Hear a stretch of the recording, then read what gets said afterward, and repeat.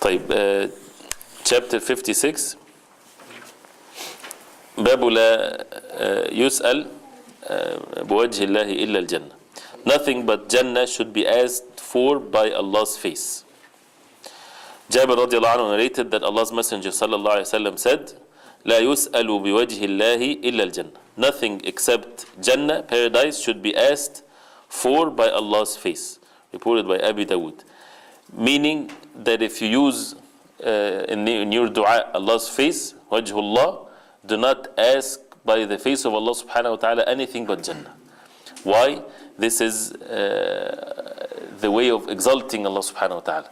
The face of Allah subhanahu wa ta'ala, it is the most precious need that a believer wants to ask for, is to see Allah subhanahu wa ta'ala in the day of judgment. For the believers to see Allah subhanahu wa ta'ala, this is the highest level of reward. There is no more reward and more joy for the people of Jannah than seeing Allah subhanahu wa ta'ala. So as a result of that, this is the highest level, this is the most rewardable thing, right? As a result of that, even a person should not ask Allah subhanahu wa ta'ala by his face for anything other than Jannah, which is the highest thing to be asked.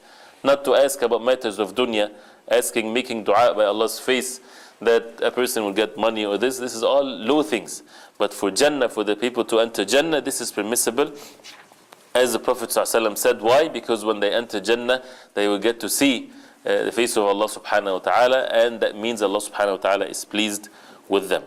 And this is, of course, it shows the respect that a Muslim has to the names and attributes of Allah subhanahu wa ta'ala. And Jannah, to enter Jannah, it's as a result of having this tawheed in the hearts and the perfection in the heart. And the face of Allah subhanahu wa ta'ala is one of the attributes of Allah subhanahu wa ta'ala, that we believe in it, and nothing is the like of Allah subhanahu wa ta'ala, so we do not resemble it to the attributes of the human being. So this states the fact that Allah subhanahu wa ta'ala has a face that fits His Majesty subhanahu wa ta'ala, and again nothing resembles Allah subhanahu wa ta'ala, and we have to believe in it. And so تفضل.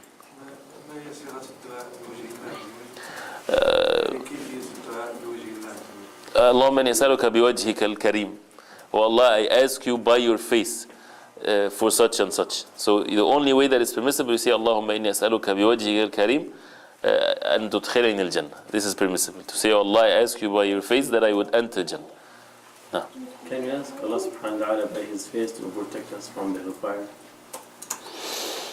The Prophet ﷺ said, لا يسأل بوجه الله إلا الجنة. That you should not ask by the face of Allah subhanahu wa ta'ala anything but Jannah. Even if it means that for the person to be saved from the hellfire, that means he would enter Jannah.